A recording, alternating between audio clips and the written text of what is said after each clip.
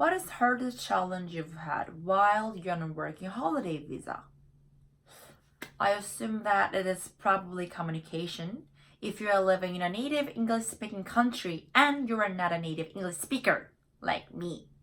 So I'd like to share one of the lessons I learned in the first year of my working holiday. That was a blessing in disguise. If you look up the dictionary, a blessing in disguise means that an unfortunate event or situation that results in an unforeseen positive outcome. And this definition shows exactly what I experienced from my work. I got a full-time job 2.5 months after I stepped out of the plane. Not only did I get a full-time job, which I had targeted, but also I met really great coworkers. But this was not the end of job hunting. Problems started creeping in after. In the beginning, I was working as a closing staff, which means I had to be all by myself at the end of the day. You know, as a child care worker, you don't work only with children, you work with their parents as well. So I was kind of able to manage this to work with children, but talking to parents, that was the scariest part ever. when parents came to drop off their children, it was okay because there were other workers, so I was kind of able to sneak out of that moment. But when they came to pick them up, that was the time the drama started for me.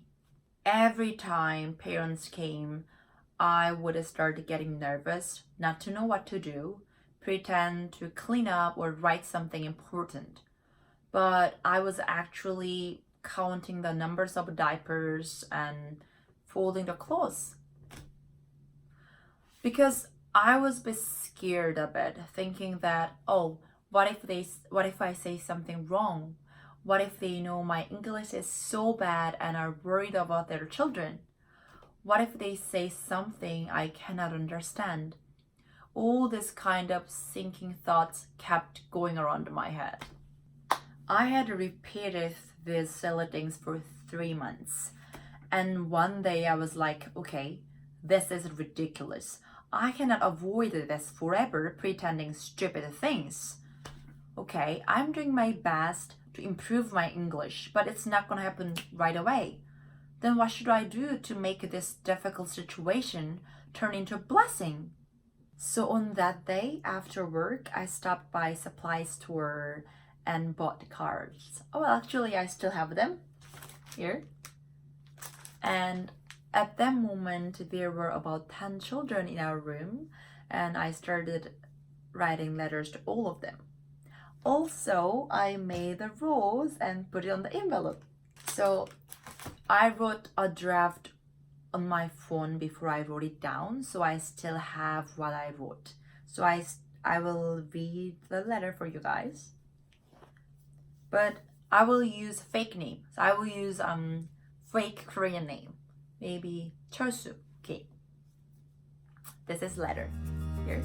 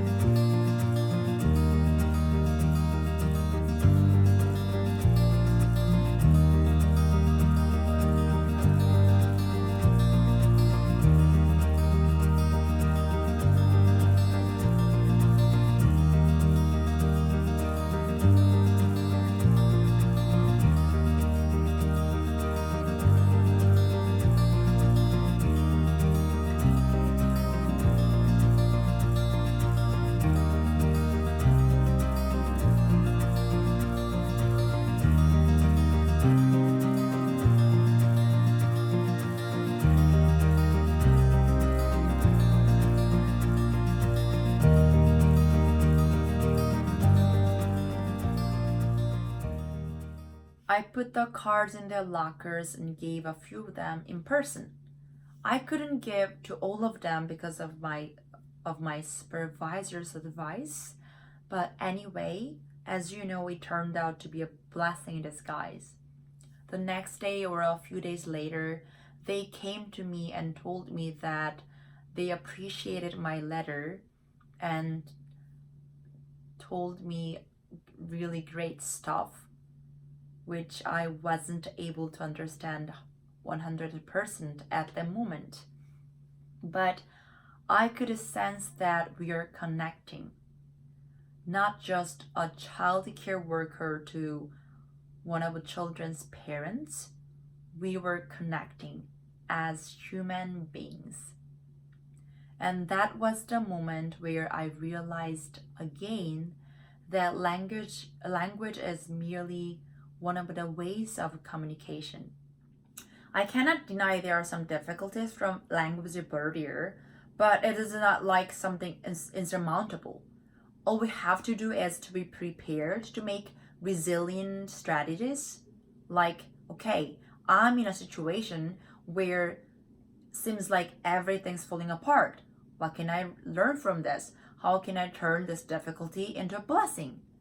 If you start thinking those questions, you will make totally different ending.